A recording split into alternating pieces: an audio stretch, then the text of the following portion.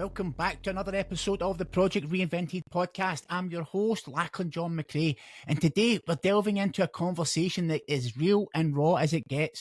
Our guest, Andrew Willox, not only opens up about his intense battle with anxiety, depression, addiction, and suicidal ideation, but he also shares his incredible journey of bouncing back and creating his own podcast so he can be a beacon of support to others out there facing similar struggles. Now, Andrew doesn't hold back. He shares the darkest corners of his experience, intense anxiety, depression, agoraphobia, and the haunting shadows of suicidal thoughts.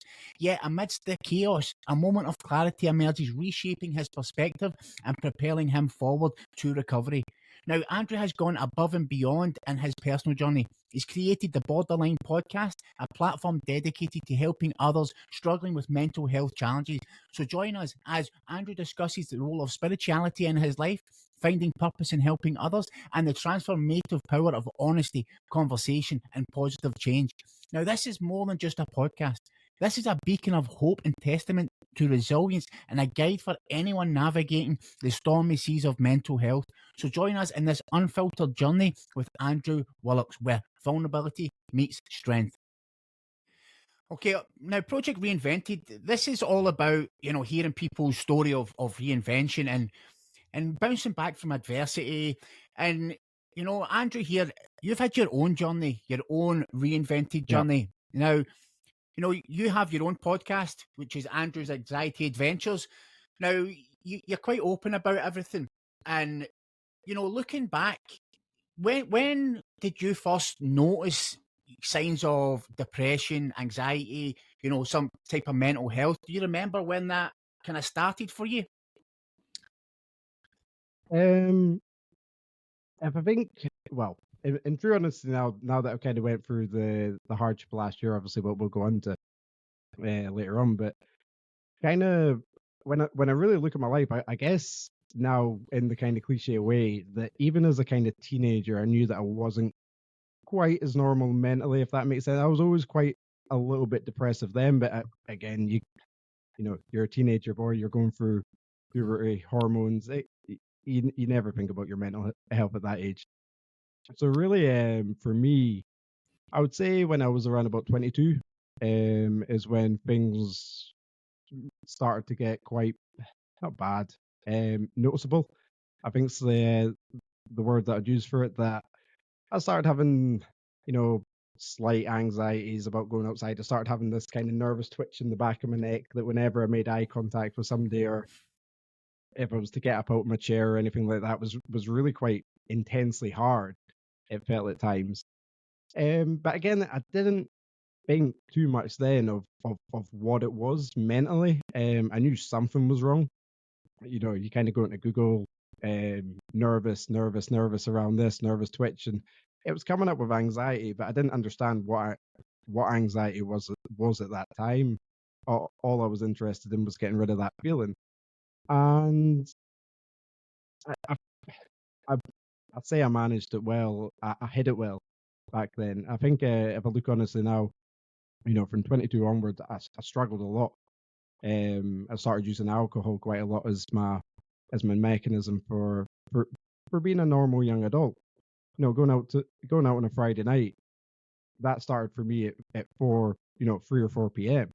because I'd need to have those couple of cans before I even got to the pub. Which from a young age, that sets off a bad relationship with alcohol from the start, and especially when you're dealing with mental health. That it for me, it was that cure. It was the things that I was googling for. That alcohol at the time was the answer for that. So that's what I say. I hid it well, more than anything. And I'd say probably for the next couple of years. Sorry, I'll let you go. I think a lot of people will be able to identify that, with the alcohol, because for me, certainly, that's what when I started drinking alcohol, that's what I realised. It took away my inhibitions, took away the uncomfortable feelings. Yeah. It gave me the ability to act like I wanted to act. So, and that, again, you're talking about anxiety. When I was 18, 19, I was diagnosed with depression, and I didn't know what it was. I just, they gave me pills, and my uncle flushed them down the toilet. he said, "You're not taking them." He said, "You're not depressed." He says, "You're just taking too much drugs," and which he was probably right. But there was a reason why I was drinking, and it was to escape the uncomfortable feeling, like you were saying there. I mean, yeah, that's it. It's you hit the nail on the head. That the uncomfortable feeling, and it wasn't that it was just mental at times. Like I say, that kind of nervous twitch and the ability to not move normally. It physically alters you as well. And I was, like I say, I was trying to avoid it then as much as I could, and I did quite well. Like I say, I went on a couple of holidays. You know, I went out, but all of that was being masked with alcohol at the time. That without alcohol, that I would never have done that stuff. I would have stayed at home, pure and simple. And Right.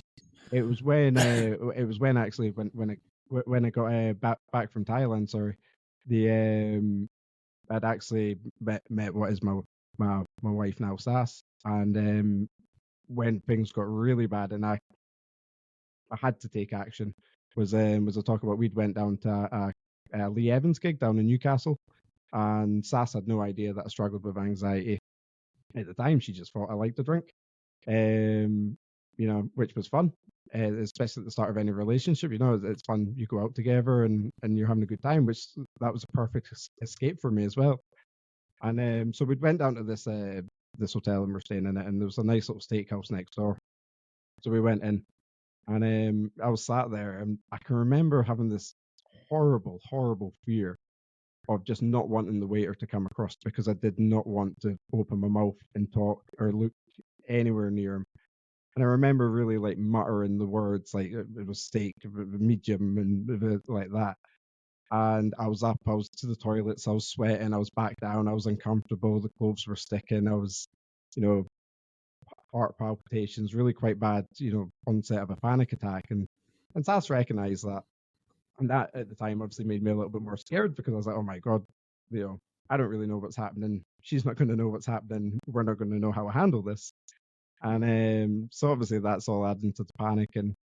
And I struggled on for probably around about five or 10 more minutes, kind of semi-determined to make it through my meal, and again just hope that it went away, but it didn't. I just got worse, and you know, really bad, kind of dizzy, nausea. I had to go back to the hotel, and then, you know, kind of semi broke down to Sass, told her, you know, I really struggle in these social situations. This has been going on for so many years. And it was when I got back that's when I started seeking help medically, for, you know, Right. speaking to the doctor. Yeah. So see if you were to, you know, go back, you know, obviously this has been going on for a couple of years. You know, what was your childhood like? You know, if you were to rewind the clock, you know, did you have a happy childhood? Was there kind of any trauma involved in it? Yeah, you know, I had a really good childhood. It would be tough childhood. As an adult now, I can look and I can appreciate how tough it would have been. I was raised by a single mum. Right. They divorced when I was quite young, anyway, and my dad was an alcoholic as well. So there is that addictive personality gene that runs Yeah. through us. It is. What age did they get divorced? I was, you know, I was really young, 2 or 3. So Yeah, you would say because then that my it wouldn't parents be were the noticeable, same. but it would be noticeable. Yeah. No, I was 4. I was 4 when my parents got divorced, and I don't remember my child like see anything before the age of 7, 8. There's tiny bits and pieces that I remember, but I don't really remember it. You know, most Yeah, of it. that's exactly the And same as me. Yeah. I also believe that I had a great childhood because my mum was an amazing woman. I love her. She was the best mother ever. I never wanted for anything. But now looking back, because of all the studying I've done and research that I've done, I understand that as children, we blame ourselves for, you know, because we feel the pain from our mother. We feel, and it's Mhm. all, you know, it's not conscious. It's all energetic. So see, for Yeah, example, yeah, yeah. the parents breaking up, that my understanding of it, I blamed myself. So I blamed Mhm. everything. I made everything personal, and now that makes sense because I have found it very difficult to deal with, rejection. I always felt I was never good enough. I always, I didn't Mhm. feel worthy. And now with the understanding I have now I'm trying to I'm piecing the things together. And, I had nobody in my family that struggled with addiction, yet I became an alcoholic. And there was no kind of history of it. There was no Mhm. real background. I had a loving childhood. So when I piece it together, it's like, well, it was my parents divorcing was probably the catalyst for the feelings that I had, which then alcohol was the soother for the pain Mhm. because it was pain. Alcohol wasn't the problem. It was the solution to a deeper problem, which was the unworthiness, not feeling good enough, constant insecurity. So, Yeah, yeah, I yeah. don't know if that's, what maybe your experience was similar because, Yeah, I tend to find, yeah, is that's kind of a kind of same thing for you? yeah, yeah. I would totally agree with everything you've just said. Rejection for me, even now, I would say I would struggle with the idea of that in some sort of way. Um, it was, yeah, like a really good childhood, but when I look at my relationship with my dad, it wasn't a typical father-son relationship anyway. There was not very limited contact, but there was limited contact from his side um, throughout my childhood, which made it quite awkward to kind of keep a normal relationship feeling going anyway. So I recognise now that there was a lot of pressure on me as a kid because I always kind of felt like I had to as well when at times that maybe I didn't want to or Yeah. felt like I had to want to, if that makes sense. No, totally. Yeah, I totally So get yeah, it. like looking back, there's definitely bits in there. Yeah, because did you witness your dad with his drinking? Did you see him? You know, because I know with my children, they don't really remember me drinking because they were so young. But Mhm. I know that my daughter especially still has the emotional scars from it because she doesn't consciously remember, but because she witnessed, some of the behaviors that I had, and also because my wife Jenna, she had to try and keep the family together. She struggled because she was trying to hold everything together while I was basically falling apart. She's trying to hold us together, so that imbalance. Yeah. Bella was present through that. So even though she doesn't consciously remember it, there's signs that has affected her now.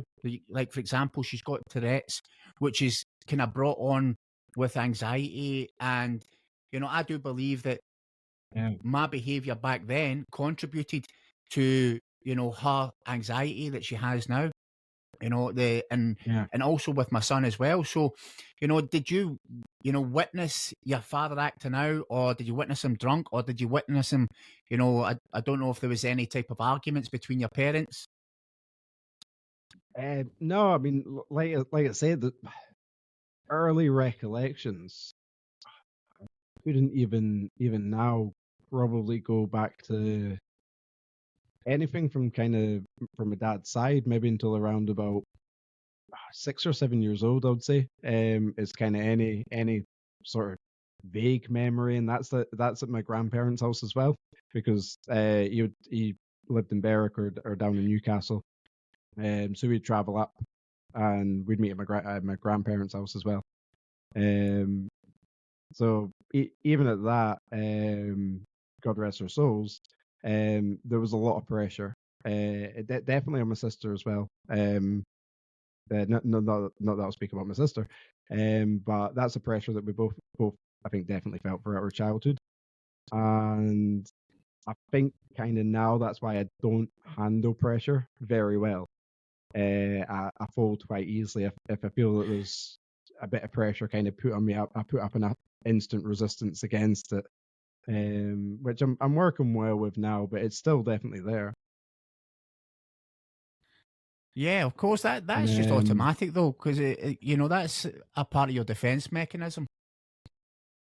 yeah, yeah, that's it. That's it. It's totally automatic. And I think like yeah, even up through even after my dad died, there was still that obviously connection with my granddad, and it's not that I didn't love my granddad, but I was the only family member that he kind of had left that was close. So there was, and not that I don't want to sound empathetic in any way, but there was a lot of pressure to obviously see, visit, do help with shopping and that too, and that was a kind of carry on, you know, up until his passing, which I would be, I don't know, around about 29, I think I was at the time. And when I look back now, the funniest thing about it is obviously you said that your uncle chucked away your pills. I would probably say that my granddad would be the exact same as that. if through that time he ever knew how I was probably actually feeling. Yeah, and I think that's with the older generation. You know, Yeah, they had to deal with things a different way, and when it and medication, I do think there's a place for medication, but I also think that it's handed out too quickly and easily because just from my own experience, I've been on basically, I think I've been on probably every antidepressant you could possibly get, and the depression was never the issue. It was never the issue. It was the coming down from the alcohol and the drugs, which was the issue. It was a chemical imbalance that the alcohol and drugs was creating in my brain. But yeah, the quick fix was here. There's citalopram, or there's sertraline, or there's naproxen, or right. whatever. No, naproxen. I can't remember the other one. But a long list of medication. Mhm. And that it was just, whereas back in the day they never had antidepressants. They had to just get on with it. So I think Yeah, with the older generation, they're like, nah, just they're kind of a bit harder, and they've had to deal with it yeah, a very bit more differently. stern. Yeah. Yeah. So when your dad died, how old were you when your dad died? So I would have been 2013. That's 11 years ago. So I'd been 25 when my dad 25. died. He was he was diagnosed with cancer January 2013, and then passed on his birthday in November 27th of that year.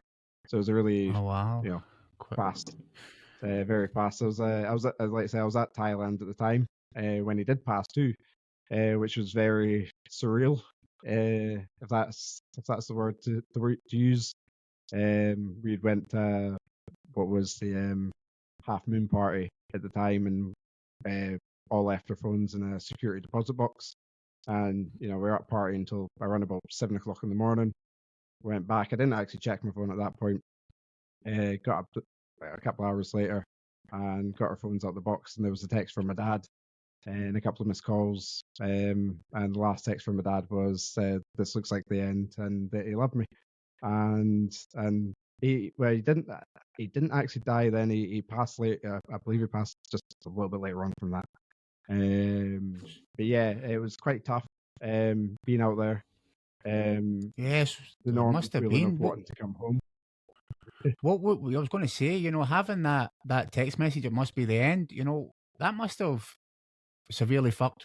You know, if I would have received that, that must have been pretty tough to read that. Yeah, it was very odd. It was just one of the weirdest. Yeah, just not a nice. It was gut wrenching at the time because I knew it was coming. I knew his cancer was really bad. I'd seen him the day before I flew out to Thailand, and I knew that he was going to be going into hospice care soon. Um, Obviously the hope was that I would make it back in time, but that obviously never happened. And yeah, it was hard to deal with. But I've mentioned before, I was out there with two guys. One of them I'd only met at the time that we'd all met up. I won't name them anyway, and they were just the best people in the world. Just so comforting, so supportive, and it was just it made it just so much easier. in some ways, I'm glad I was there when it was happened.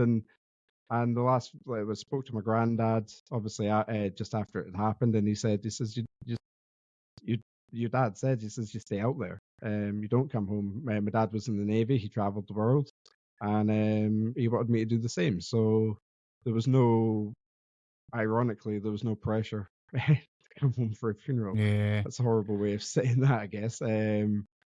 But it was, it was a really quite rough time mentally. So how did you deal with that coming home? And because obviously this is where you're 25, you're kind of already aware that for 3 years now you're kind of been struggling with depression, anxiety. What was your coping mechanism to when you came home? I just got back into my normal life as fast as I could. Too fast. When I look back now, I think looking back, I got back from Thailand on the Friday. I spent a couple of days with my granddad, and then I was back to work on the Tuesday.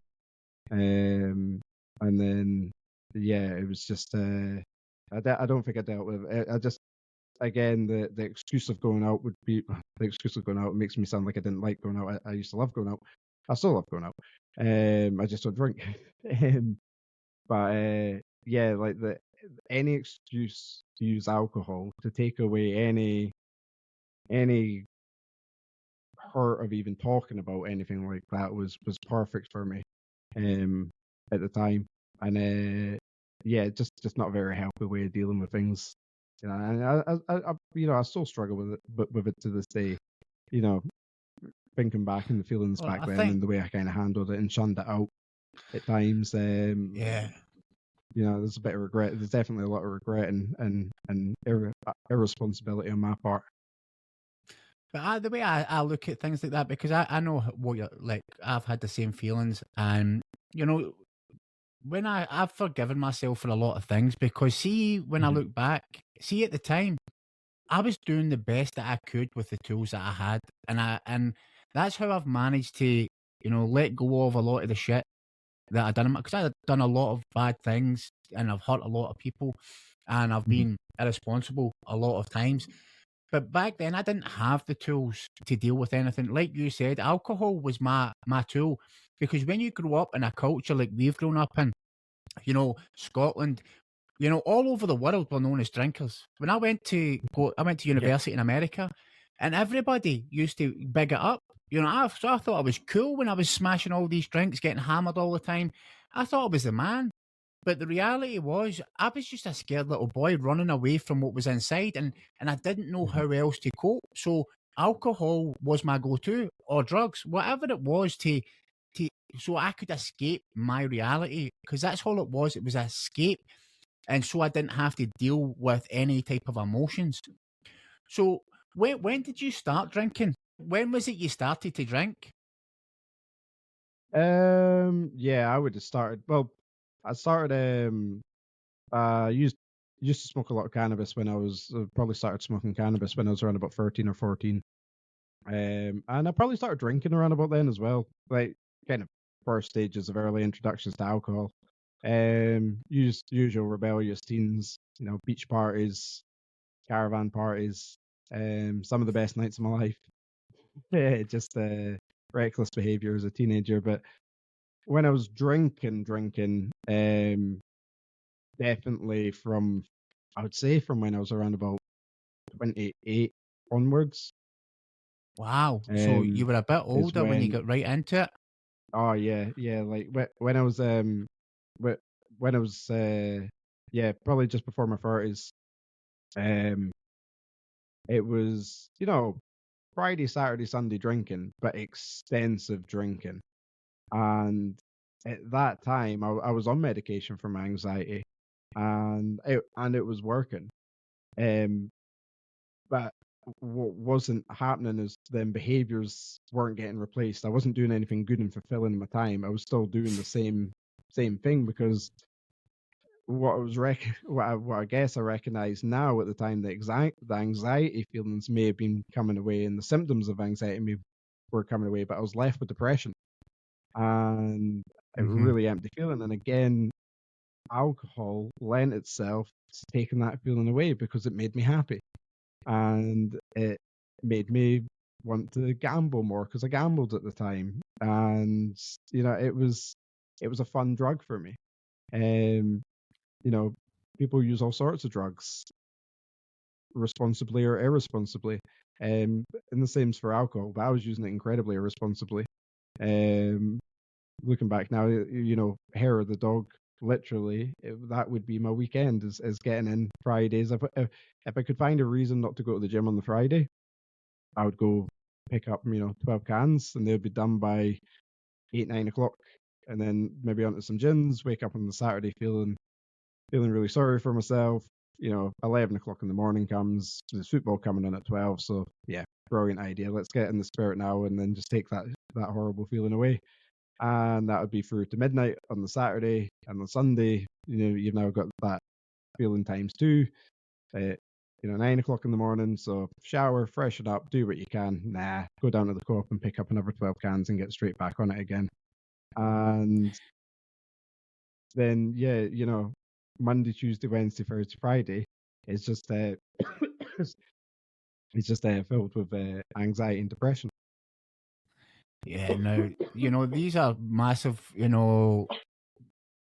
common things that I've experienced, what you're sharing there. I actually used to love drinking it first thing in the morning, Yeah. and because I could never deal with the fear, I used to call it, the waking up with that 100%. fear, that horrendous feeling.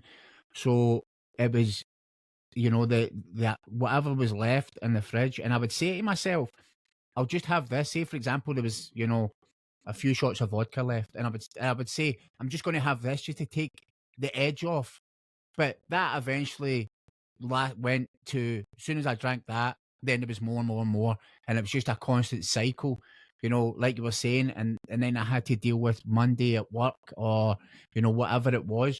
Now, was there any other self-destructive behaviors that you would get involved with? Was it just drinking, smoking weed, Yeah, gambling? I was a horrible gambling addict. I recently just done a little solo cast. I think it was last week on it. It's been something that I've been wanting to talk about obviously on the Borderline podcast for a little bit. And yeah, gambling for me massively took away depression when gambling was good. And that feeling of winning was so immense and so relieving and soothing, and especially combined with the alcohol, made me rather jolly, you could say. And it was, to me, a beautiful combination, and it was the worst combination. It's led to a lot of debt in my life. It's led to a lot of deceit in my life. I've had to own up to my mistakes.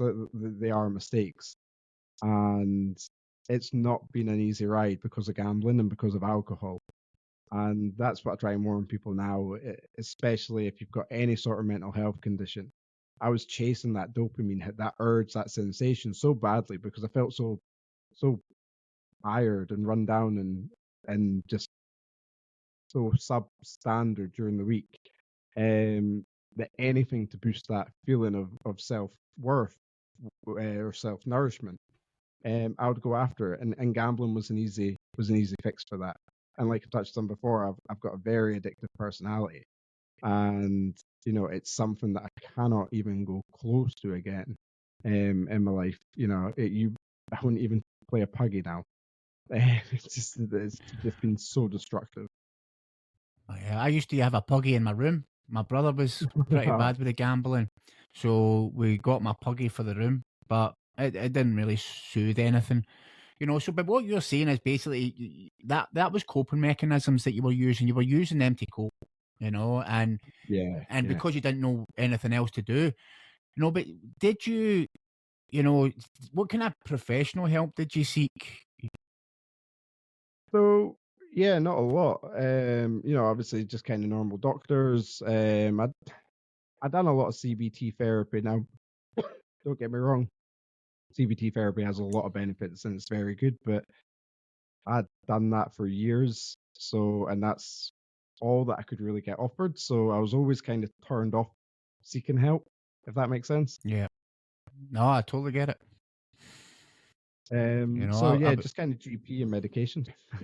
Interrupts no, there again. it's just, I totally get that, mate, because I was the same, and I kind of feel for the doctors as well a little bit, because again, they're doing the best with what they can do, and a lot of them don't know. I've Over the years I've been to the doctors and I've been able to tell them more about addiction than they know, because Yeah, I've been to the rehab 3 times. I've been home detoxed. I've had umpteen different therapists and counselors, and I've been through the ringer and back. So the dogs, they are trying, and that's why I do feel bad for them sometimes. And fortunate enough, I had my doctor was, he's been amazing. He's still my doctor now.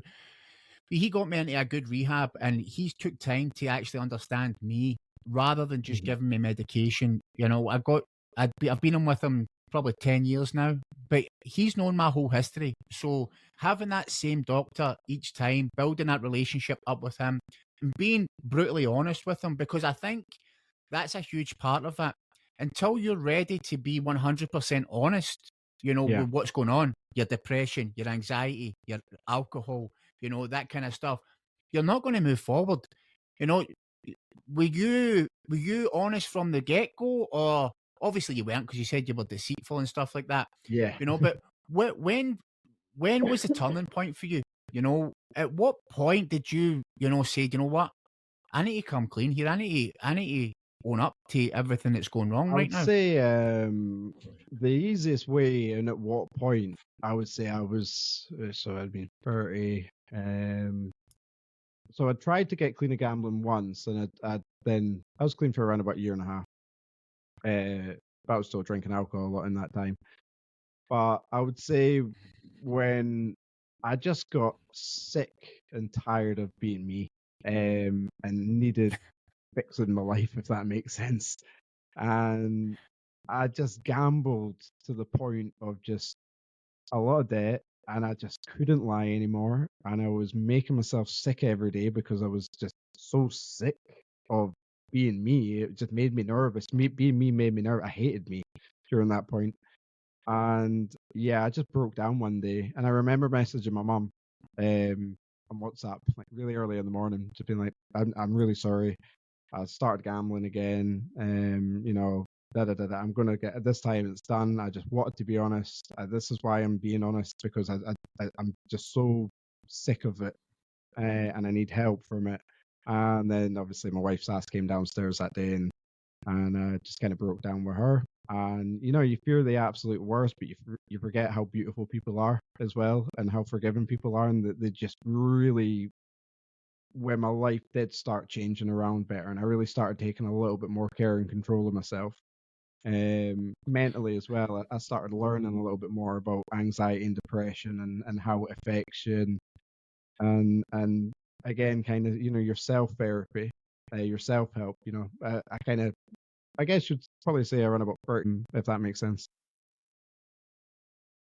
How old are you now? I'm 35 now. I'm 35. 35, right? Okay. Yeah. So I can totally relate to that what you said a minute ago. I just hated being me, because that was me as well, mate. I remember I had a belt round my neck, trying to commit suicide, and I didn't want to die.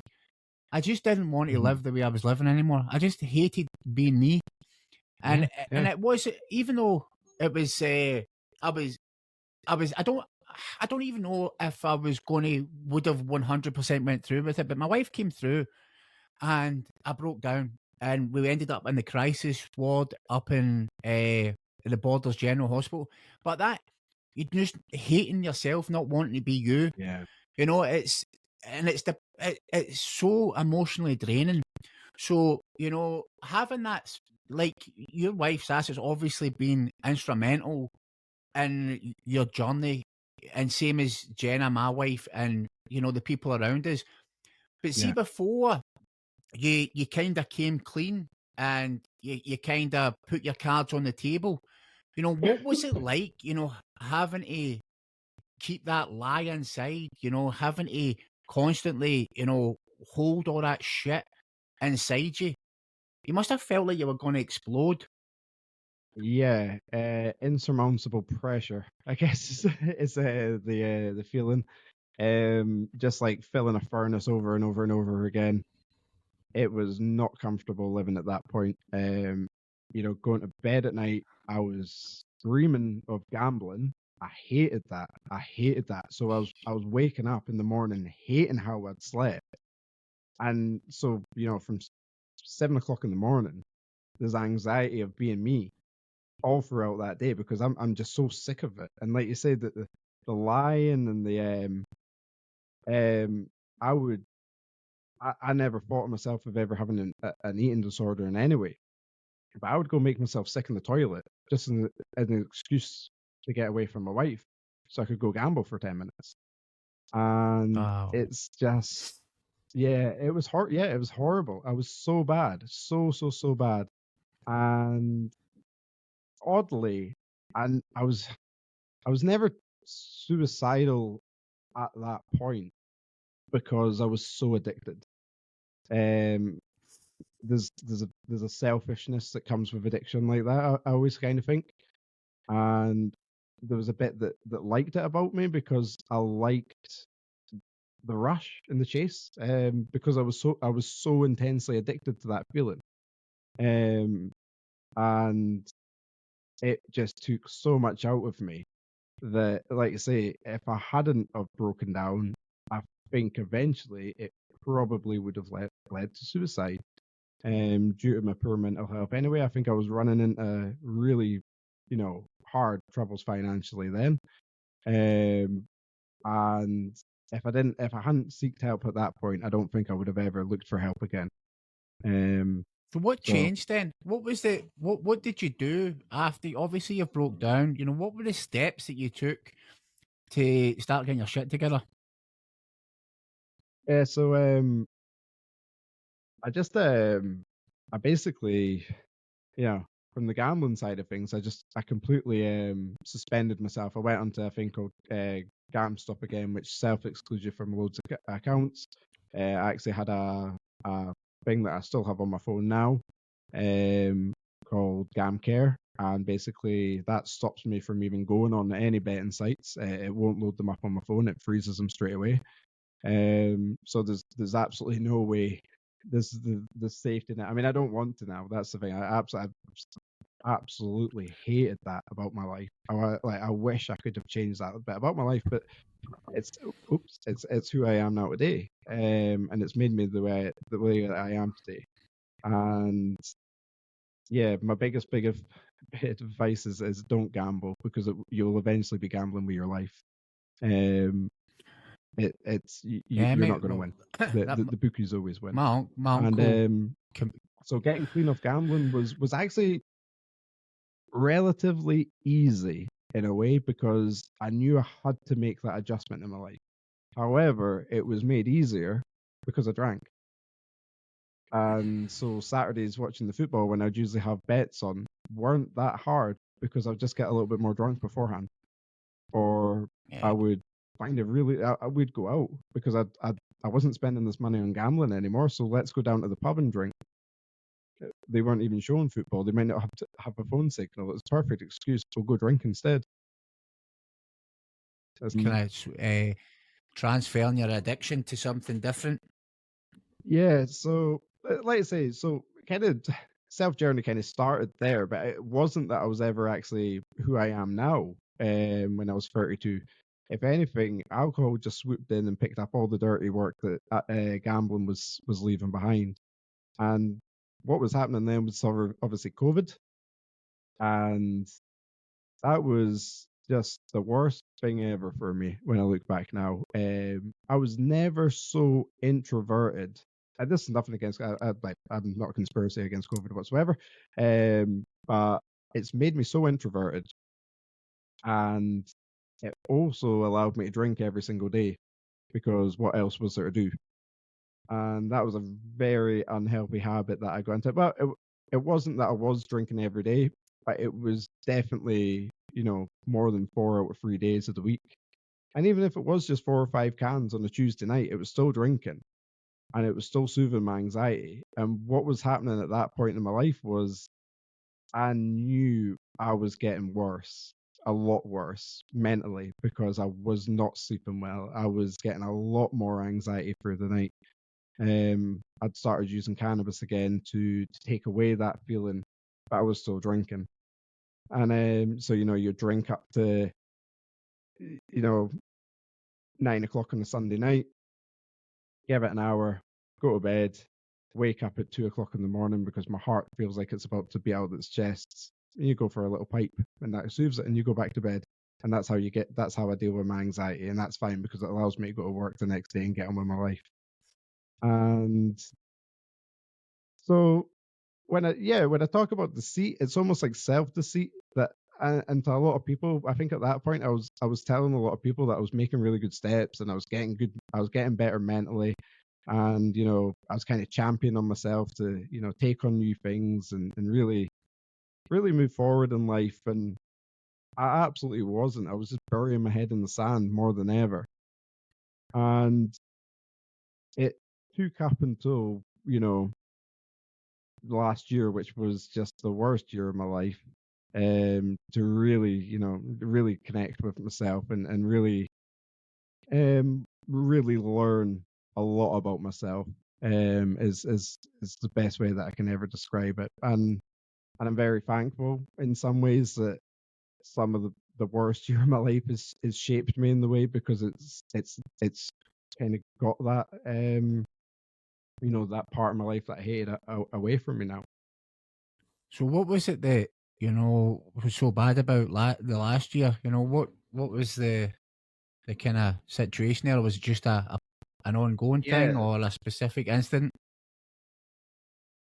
So so the tail end of last year, um, I was going for a medication change, and I'd been on citalopram for a long, long, long time, and it was just before Christmas of last year, 2022, and I wasn't dealing well with my depression. There was things at work going on that I would deal with fine.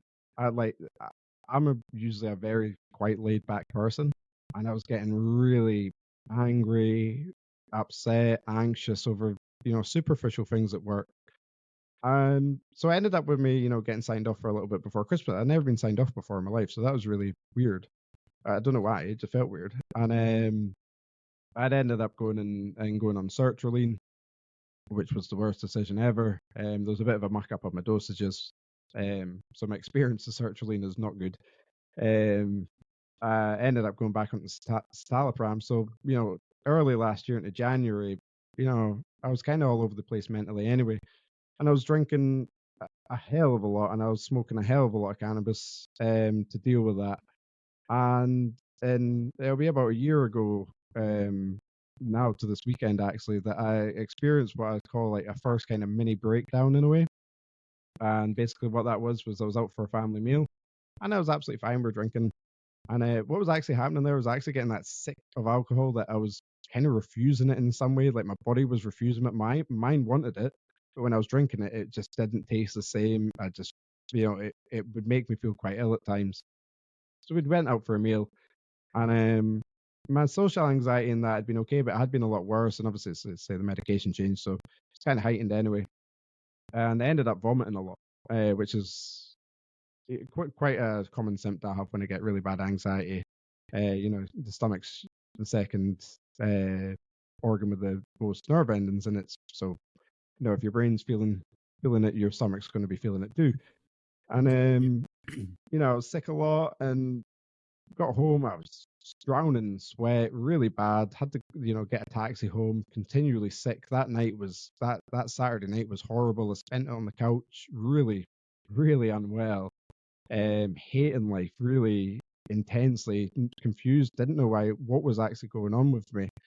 I kind of was lying to myself and to my wife, and I think Sass was obviously kind of lying to me and herself too, because we were like, it's food poisoning, it's just food poisoning. And on the Sunday afternoon, I was back drinking because I kind of felt a little bit better. And then I went to work on the Monday, and then on the Monday I went out. I remember it was about 10 o'clock in the morning, and I went outside for a vape. And this feeling that I've only felt again later in the year came over me. and it was just like e every nerve in my body was on fire. It's the only way that I can describe it. Right up to my neck. It felt like I couldn't breathe up from my mouth, and I was just so panicked. And I legged it home, straight in my car home. I knew what it was. I knew it was an anxiety attack, but I'd never experienced this feeling of. I mean, I really thought I was, about to have a heart attack almost. And but let's say I knew it was anxiety. And yeah, I just kept on being sick, sick, sick, making myself sick. That the pain in my stomach was so intense from the anxiety and the depression or whatever was going on. The only way it felt that I could relieve that was by vomiting, and like it's not a flex, but there's times that I would have made myself sick well over 100 times a day just to try and get rid of that feeling. So the damage that does on your system isn't good when you take bile and whatnot into consideration. And yeah, so that went on for a week, and then I got better. Then I just went back to my normal life, and that was back to drinking. And then what had happened late April that later on in the year was almost exactly the same, just 10 times worse. And I was actually across dog sitting at my mum's for the weekend, and Sass was there, and I was having a couple of beers and whatnot. And then I remember I knew I was going to be sick. I knew this feeling was coming over me again, and it was horrible, horribly intense. The only thing that came over my head when when I started vomiting, projectile vomiting, when this anxiety takes over, was get in the bath. Was just get in the bath. I don't know why. It was just run a bath and sit in the bath, and that's what I done. I was in my mum's house. She's got a beautiful big bath, so jumped in it, and I kind of got a little bit of relief. Kind of calmed myself down, chilled myself out, went back upstairs, spoke to Sass, and then I think for about 10 minutes, everything was fine. And then it was again that feeling of just pure heat, anxiety, dread, just horrible, asphyxiating feeling. And I had to go home. I had to come back to my house.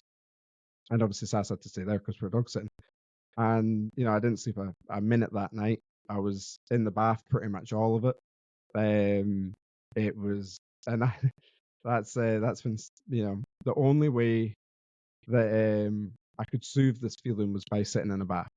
And basically, what happened from that moment on, from the next 3.5 weeks, is I probably spent around about 17 hours a day in a bath, in pure self isolation, because I was just so scared of life at that point.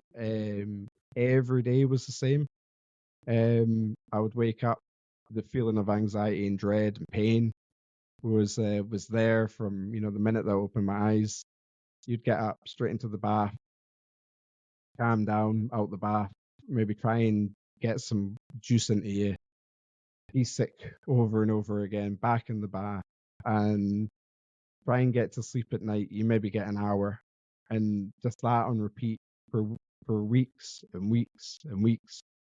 And it was tough, and I just got so sick of that feeling. And during that, I don't really remember how, but I started getting a little bit better. These feelings stopped being so intense, and normality resumes, so to speak, in my body. And sorry. And then I actually got back to work for 2 or 3 days, and then it happened again. But this time, I wasn't prepared. I'd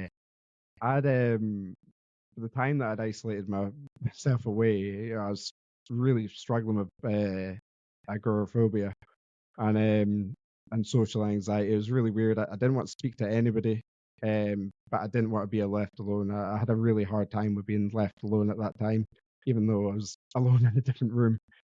And yeah, I just did not trust myself. A lot of suicidal thoughts started creeping in, and that's the first time that I've really intensely thought of suicide. I think that's the word too.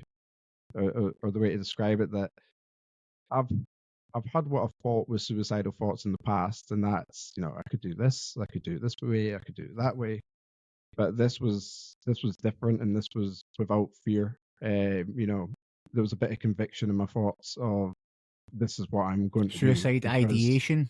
yeah. So I was I was very plotting, because I was not living like this anymore. If I'd made my decision, during the time, that if I hadn't gotten better, I was going to kill myself, because I was not living like that. And I kind of got better, and then these feelings came back, and I was just I was a mess. I was not good. Basically, my birthday was on the Saturday, the 27th of May, and I kind of settled down a little bit on the Friday night. I was okay. I was doing a little bit better, and I was kind of, it's my birthday weekend, so that was going to be a kind of good distraction from everything. And I, I, I can't explain what happened. I woke up at 2 in the morning, incredibly emotional. Um, it felt incredibly guilt, like everything that I'd done then was making sense to me in a horrible way. And I just broke down and started crying until 2 in the morning, right through until kind of middle afternoon when I went for a little nap.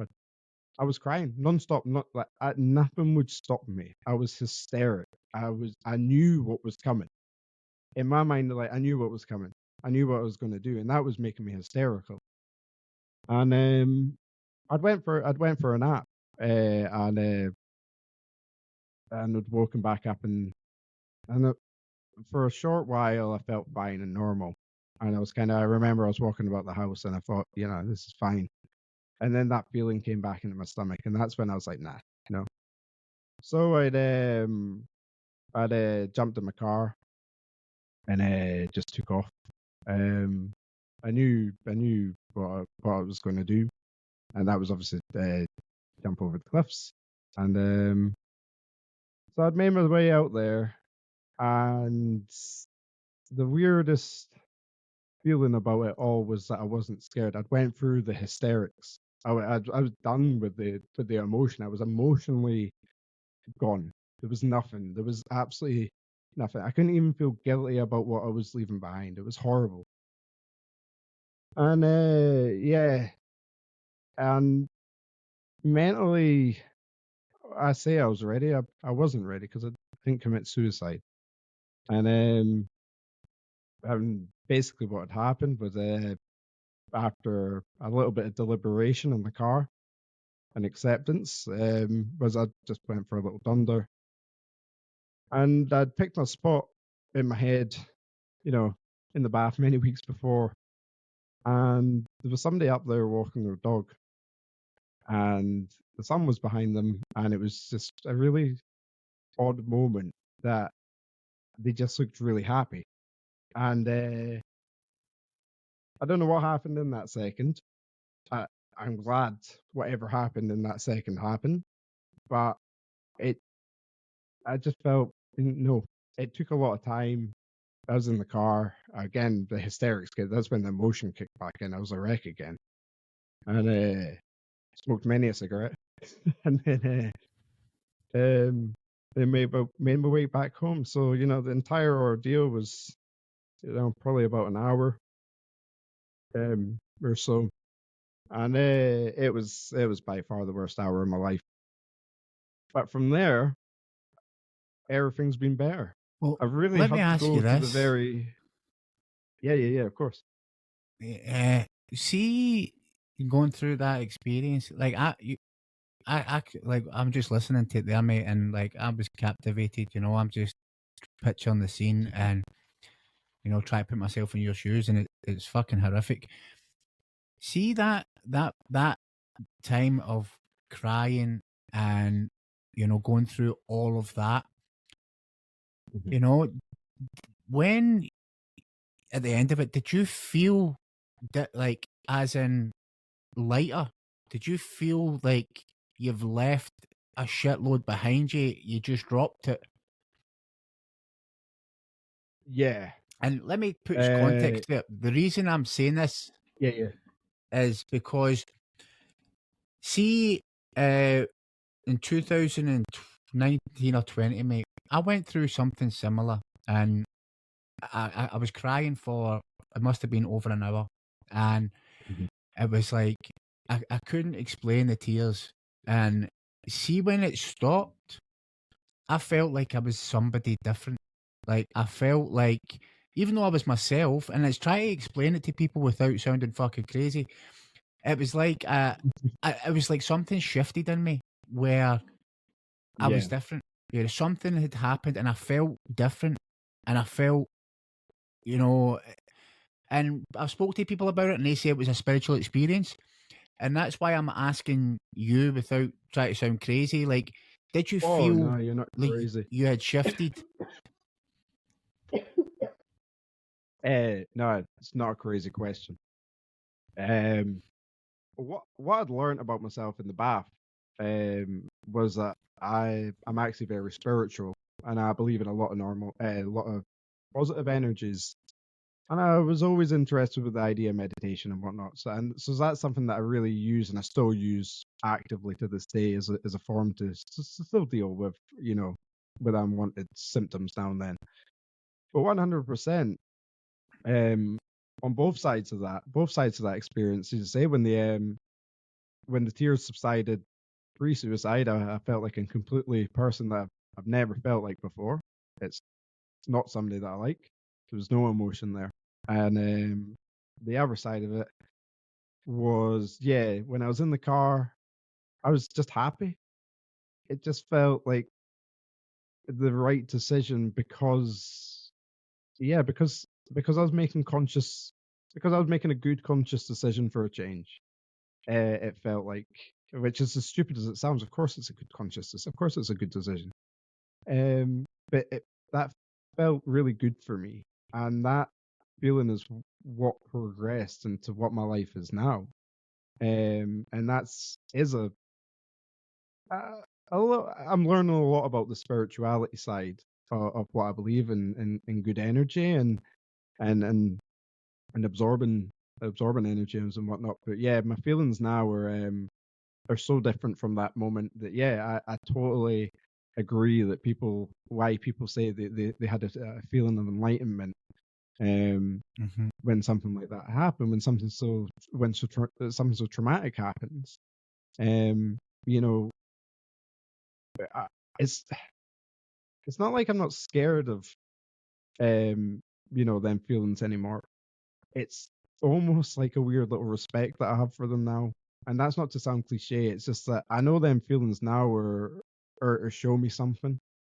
To show me that I Mm-hmm. can't go back into certain aspects of my life, and there's certain aspects that I never want to go back to because there's such bad energy around there, and there's such bad personality involved in that. I don't want that to be who I am and to define who I am. So 100% from that moment on, and the context of my story, going back to your very first questions, or when I started getting better was from that moment on. Um, Things just I remember I say the song all the time, "Struggle" by the Lathams, to the Lathams, however you pronounce it, and that was a song that I'd listened to loads of times over and over and over again in the bath, thinking of my suicide. Um, but ever since then, I remember singing at home because it was life was different from that moment on. But it's hard. It's very hard to explain, to put into words. Obviously, people like yourself can respect the feeling and the emotion that I probably felt going through that. And trying to put that into a kind of context to relay it is quite tough, but very life changing, towards the feelings that I felt, and certainly to how I feel to this day. Yeah. Yeah, because people say it's like a psychic shift, and that's the only way I can describe it. Because from that moment, mate, I never touched a drop of alcohol again. I did smoke weed again, but only briefly, like for one day. before I had like a fair amount of weed and I threw it in the harbour. But I literally, like, I believe it was like something left me and something came in, and I never believed in spirituality before this. My wife will tell you. I ridiculed like psychics and mediums, and there's still a lot of charlatans out there, but I didn't believe in any of that stuff, mate. None of it. Oh, None of it. And I had that 100%. I had that experience, right? And everything changed. Like, I became, so that I was obsessed with it. Meditation, you know, I just got so deep into it. And I believe it saved my life because I put meditation down as probably the most important thing that saved my life. Meditation, Yeah. and obviously my family, my support system, the people who have been there through everything with me. If it wasn't for them, I don't think I could have survived because they No. believed in me when I didn't believe in myself. Like you, obviously, Sash, she's, been through hell and back, but they see something in us that we don't see in ourselves, and that's why they believe in us. And I believe Yeah. also that we are all here for a purpose. We are all here, and without going into my whole experience, I ended up, uh, getting guidance from spirit guides and archangels and stuff. That's a whole different podcast, but they basically told me, confirmed that, and that's why, for what you've experienced, and what you've went through, you know there's solace in it. You're now helping others. You're now helping other people from all over the world who are going through the similar struggles. So everything that you went through might have been difficult, but it wasn't a waste of time. It all had there was something deeper behind it all. And and that's just proof today. Like, you've got the Borderline podcast, you've got your Andrew's Anxiety Adventures, and you're reaching people all over the world. So from that moment, mate, what would you say has been the biggest contributors to, living a quote unquote normal existence? Yeah. So obviously, family has been massively supportive to help that, as it always is. My mom is just ridiculously strong little fighter, who backs me in every corner, and obviously Sass, my wife, has been incredible, and so is her family. But you touched massively there. To learn more about me, I find things. I don't get worked up now because I know I can go meditate later on in the day, and I can understand that anger that I might feel, and I can, um, I can release a lot of that negative energy at that point. So just to know that I've got that there now, having gone through all that, is as you say, meditation's been the absolute lifesaver. And to keep me going now is the things that you've just mentioned, is obviously the podcast and the anxiety page and raising awareness that is, guys, it's it sucks, but it's normal to be like this sometimes, and being honest about how you feel is just, for me, is the only way that you'll ever really start to overcome these obstacles in your life, is with true honesty. And that's something that I live by now, is that you have to be so unflinchingly honest with yourself to really make any progress. And that's something that I've really learned from myself since that day, and been my kind of motivator going forward. I agree with you, mate. See, the honesty part of it, it's like I was so scared of the stigma and the judgment. And, it was actually, somebody said to me that I was being selfish because my story, my journey could be the springboard for somebody else's. By being open and honest and vulnerable and openly discussing it, that could give somebody else the courage to then discuss what's deep inside them that they're struggling with. And it's how do you balance that openness and keeping the personal privacy? It's, I'm actually like you, Andrew. I'm an open book, mate. I've got nothing to hide. I've got all my skeletons out my closet, because they things there would be the reason why I would end up drinking again, trying to lies. What's it people say? It's the lies that keep you sick. I think something along those lines. So how do you handle stress or pressure differently now? Is it meditation, the gym, Yeah, open I mean, conversations? yeah, all of that. I guess now, um, I'm learning how to be so open. It's sometimes difficult at times because you can overstep it at times too. Um, so even learning that is brilliant. Learning about myself is a brilliant way to deal with myself, uh, and to progress with myself. The positive escape that I've the mainstay of the last 10 years in my life. That it's something that I got a very addictive personality, and I'm very competitive. As quiet as I'm super competitive, and I just the gym for me is just such a it's another type of meditation for me in a way. It's a release. It's a release of energy, negative energy. It's a place where I can go and listen to my favorite songs. That'll give me that little dopamine rush that I go on about so much, and it's a place that because of that generally makes me feel good, and anything that you respect yourself when you've suffered from depression. Anything that makes you feel good is worth doing over and over and over again. And the gym's been the absolute mainstay of that. And reading. Recently I've really gotten into reading, learning psychology, um, as well, and learning about these diseases and more about them, and trying to educate a little bit about them. Is my route of therapy as well. Kind of. I'm still on this journey. I still don't know everything there is about me. I'm only scratching the surface just now, but what I'm scratching away is that I'm quite liking. Um, and like I said the other day, I think, without sounding in any way kind of arrogant, is that mentally I'll probably never be okay. Totally 100% back to whoever it was.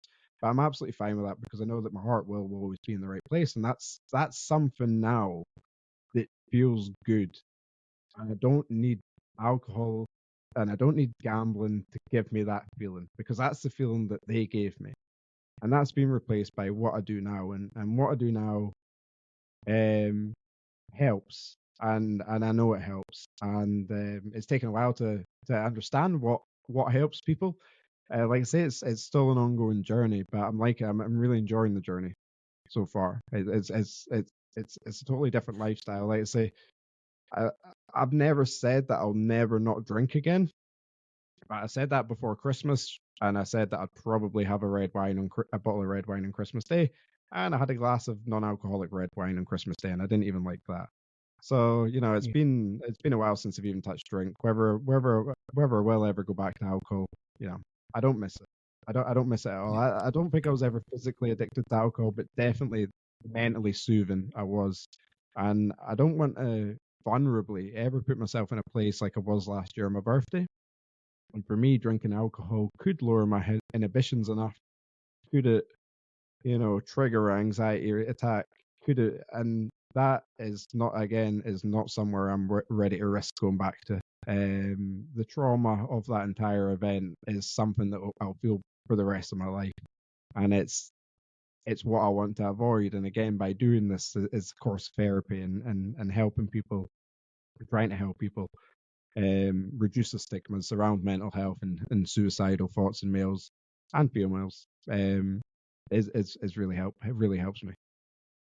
Definitely, mate. Like I've committed to never drinking again. I've said it. I'll never drink again because I will never Yeah, leave uh that open to discussion, because I know that even one drink might not take me back to where I was, but it will open the floodgates for the possibility to take me back to where I was. And I'm never opening that floodgate. yeah, So I've committed, like I've said it time and time again, and people say, "Oh, you can never say never." And I'm saying, "You want to bet?" I'm saying never, never again will I touch it, because I will not risk what I have today for anything, Yeah. and alcohol cannot give me anything that I want, nothing, because I have done the work. I have overcame the shit that held me back for so many years. And like what you're saying there, I have found my purpose in life. And that's Mhm. something that's bigger than me. And that's something I lacked my whole life, was purpose. And because I lacked it, I had nothing that I was working towards. And I felt, I just didn't have something to strive for, because I Yeah. didn't feel worthy. I didn't feel good enough. But now I believe I'm living my purpose right now, but I'm only at the beginning. Like you, this is a journey that I've just started, but the possibility for growth is endless, Yeah. and that's what I think for people who, who don't have purpose in life, then the possibility of addiction, depression, anxiety, that's all heightened and more, because you don't have that something to strive for, something that's bigger than you, something that inspires you, that keeps you going on those days when you feel like just fucking quitting, or you feel like doing Mhm. something you don't want to do. You've got that bigger thing, like, fuck, this is what I want to do for the rest of my life. And talking about that, what is your vision, mate? What is your biggest dreams, that you're shooting for? Oh. Something. Um, I don't even know. If to answer that entirely honestly, I don't. I don't really know because I, for me, for me, I don't want a lot back ever for what I do. I just want to know it helps. And to not be ridiculed either. By what I do because people are people, and and maybe a little bit of respect with what I do is essentially all I do. The big goal, the big goal would obviously to be to have the podcast on a professional level. But whether we'll ever get to that stage or not, I've no idea. But like I say, I'm really enjoying the journey just now, and I'm enjoying this self development. And I touched on earlier the idea of self nourishment and self satisfaction, and doing this gives me that. So I just want it to keep doing that for me. Is that it's something I found that I absolutely love doing, and I've not loved a lot of things in my life that have been good for me, and yeah, it's good to have one finally that's helping me, and it's also connected to helping a lot of other people along the way, uh, and meeting individuals like yourself. It's like you say, everything happens for a reason, and we end up down a path that not all of us chose initially, but I'm glad. Like I'm glad all this has happened. In a way, as stupid as that may sound, I'm glad because I am such a different person to who I was 2 years ago, to who I was a year ago. I think differently. Um, I understand um, a, a lot of other people's issues more. I'm learning to before reacting, always put yourself in somebody else's shoes. Analyze how that person might have might have felt before they acted, and with that, that's helping me understand a lot about myself. Um, so Yes. overall success is just continued growth.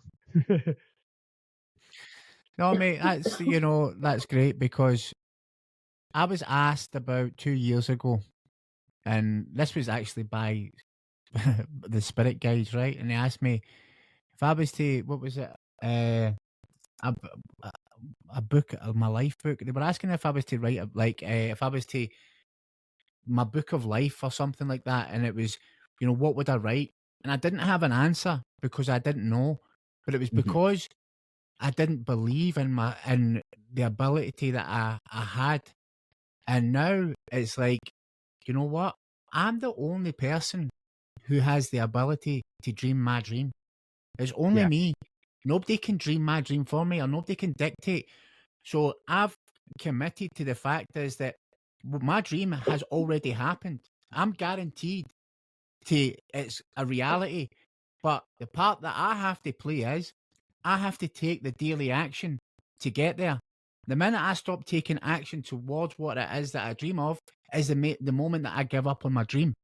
So Mhm. it's just the way I look at it. It's like, you know what? My dream is already created.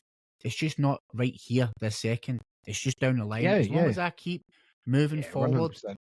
every single day, then that will become a reality. So, if you get any words for people out there who are struggling, who are kind of going through that tough time, like a message or a lesson that you wanted to convey to others, in the midst of depression, anxiety, addiction, who are just kind of feeling, like you were feeling. Yeah. So, if there was a message, if there was a message that I could have given myself many years ago, is step one is be incredibly honest with yourself about how you're feeling. If you've got depression, you've got depression, and if you've got anxiety, you've got anxiety. And I put a post up today, and um, I think it might make a little bit of sense for what I'm saying. And a lot of the times we'll look at ourselves as being a bit unlucky, and we'll use a phrase that it's kind of tough that the hands that we've been dealt. But any kind of good poker player will know, as an ex-gambling addict, that the worst two hands in poker, you can still win, and it's overcoming them obstacles along the way that will make you succeed. So being incredibly honest is the way to do that. Is the fact that I think if you want to move forward, you have to be honest, and to be honest is you probably have to talk. And as cliche as that sound and that is driven into us, it is so true. Because talking about it is going to release a hell of a lot of serotonin in your body. It's going to make you feel good. This isn't hoo-ha. This is science. It makes you feel nice. That positive energy that you'll feel to back that up, that spiritual feel of being connected from actually being honest with yourself and letting that go, will kickstart a new life for you. So don't ever allow yourself to get to the stages of that, suicide ideation. Is obviously seek help, and do it with somebody that that is actually going to listen, and that you can converse these issues with somebody, because that's vitally important too, because you can't go and talk to the wrong person. You want to talk to somebody that gives you a response and understands you and understands your honesty as well. And finally, is it always gets better. And I never ever thought that. I tell you, like, bottom line, I've spent enough time submerged naked in a bath with the worst skin after it. Oh yeah, it gets better. It can't get any worse than that. Trust us. And yeah, so look at the big picture, analyze and be honest. And if you imagine a life that's scary because there's something in it that is bad for you and you're not willing to leave that behind, that's your message, that you need to start changing things in your life, because that you can't get a clearer message if you have a emotion and energy in your body that's saying change, and there's this little bit in your brain that's telling you no, leave that bit there, touch, you deserve that bit there, shut it off. It's bad and it's toxic. And like I say, honesty is how you improve, and you have to make life changes and sacrifices. But the sacrifices aren't sacrifices because the sacrifices are so worth it. You know, there's nothing negative to say about trying to change your life. That's a very long message. Yeah, it's a good message, though. But It's yeah, a good be message, bro. honest, talk, and listen. Yeah, Because I think that's where most people go wrong. They're not honest and they're too scared to talk, and that's the first yeah, step. Be honest with yourself, and then be honest with someone else. So listen, I've actually yeah. been blown away with what you were speaking about today, mate. I really was. When you were telling me that story, it was, I know the listeners will be captivated just like I was. But, obviously you've got your own podcast, which is Borderline. I'll put the links down here in the description for anybody who wants to go and Oh, yeah. listen to, you know, more of the episodes that you got, want to hear more about your story. And because you talk about a lot of different things, and it's not just about your story, it's educational, informative. And also you've got your, I'll put your Instagram page, which is Andrew's Anxiety Adventures, you know. And you know, listen, Yeah. I just want to thank you for coming on today, mate. I thank you for your honesty, you know, being No 100% problem. real, raw, authentic. You know, it takes a lot of courage to come and do this and speak openly to the masses. So I truly thank you for that, and I appreciate that. And for Yeah. anybody that's struggling out Thank you. there, you know, as Andrew says, you know, talk to someone. You don't have to do this alone. Don't suffer in silence. Hey, anytime, man. Anytime. Like I say, it's been a pleasure. It's been very odd being a guest. It's been fun and exciting, and I've enjoyed our chat. I'm glad that we've got it done, and I'm glad it'll be hopefully make for a good episode. I just want to close with a big massive thank you. See, Project Reinvented has never been about me, it's always been about you, the listener who's looking to improve their life. So with that, I just want to express my sincere gratitude to each and every one of you for not only listening, but your continued support. Project Reinvented wouldn't exist without your presence, so thank you. My goal is to make this as personal to you as possible, so your feedback is invaluable to me, always welcomed and always appreciated. So as we go on this journey together, remember, the art of reinvention doesn't always demand big, massive leaps. See, big change starts with small steps. So think about this. What's one small action you can take today that will reignite your journey of life reinvention? Make that decision to take that step. See, life's a canvas, reinvention's the art, and you're the artist. So start creating. See you next week.